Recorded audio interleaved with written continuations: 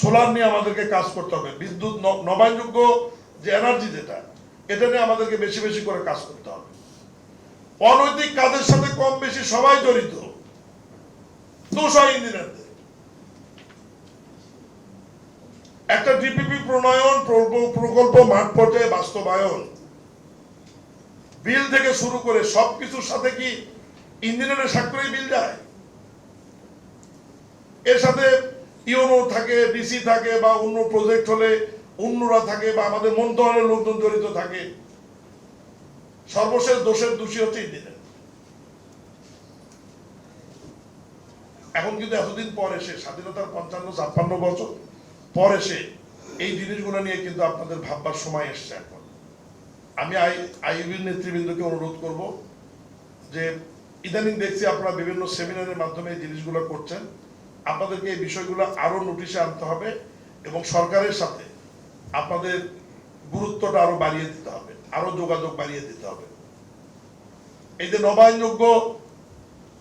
নবায়নযোগ্য যে জ্বালানি বা বিদ্যুৎ ব্যবহারের উপর যে আমরা গুরুত্ব দিচ্ছি, এই বিষয়গুলো নিয়ে আমাদেরকে কাজ করতে হবে। সোলার নিয়ে আমাদেরকে কাজ করতে হবে, বিদ্যুৎ নবায়নযোগ্য যে এনার্জি যেটা, এটা নিয়ে আমাদেরকে বেশি বেশি করে কাজ করতে হবে এবং এটা নিয়ে আমাদেরকে নতুন কিছু উদ্ভাবন করতে হবে। এ ব্যাপারে আমরা রাষ্ট্রীয়ভাবে গত মন্ত্রী পরিষদের মিটিংয়ে আমরা পুরো বিষয়টা অনুমোদন করে দিয়েছি। এটা কিন্তু অনেক সুযোগ আপনাদের হাতে রয়েছে। এই বিল্ডিং এর যারা আর্কিটেকচার, যারা বিল্ডিং এর ডিজাইন নির্মাণ করেন, তাদের প্রতি অনুরোধ থাকবে যে ডিজাইন নির্মাণের সময় খেয়াল করবেন যাতে দিনের আলোটি আমরা 100% ব্যবহার করতে পারি ফ্ল্যাটে এবং বাসা বাড়িতে। আমরা কি আসলে তা করি না? বা ফ্ল্যাটে এত মোটা মোটা পর্দা দিয়ে আমরা চারদিকে ঢেকে রাখি এবং দিনের বেলা আমরা আলো জ্বালাচ্ছি, রাতের বেলাও আলো জ্বালাচ্ছি, তাহলে কি এনার্জি আমাদের তো লসটা তো ওই জায়গায় হচ্ছে না। আমাদের ডিজাইনগুলো এখন এমন ভাবে আপনারা করবেন যাতে সেই ডিজাইনের মাধ্যমে আলো বাতাস এদিক থেকে সেদিক যাওয়া আসা করে এবং দিনের আলোটা যেন আমরা 100% বাসা বাড়িতে কাজে লাগাতে পারি, আল্লাহ প্রদত্ত যে আলোটি।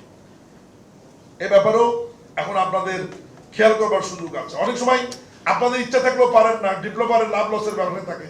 এই আপনি এখানে এত ফাঁকা রাখছেন কেন, এখানে বাড়াই দিয়েছেন কেন, এটা কমাই দিলে তো আমার ফ্ল্যাট আর একটা বেশি হবে, আমি ওটা আরো 1 কোটি টাকায় বিক্রি করতে পারবো, আমার লস হয়ে যাবে। এই যে বিষয়গুলো থাকে, আমি বলছি যে সবসময় যে আপনারা স্বাধীনভাবে কাজ করতে পারছেন এটাও আমি বলবো না।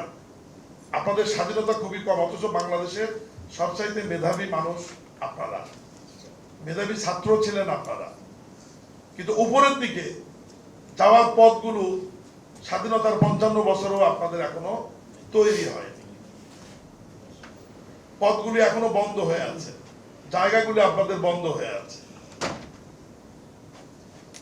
ইঞ্জিনিয়াররা সর্বস্তরের ইঞ্জিনিয়াররা যে বিষয়টা নিয়ে কাজ করে, তার হেড যদি ইঞ্জিনিয়ার না থাকে,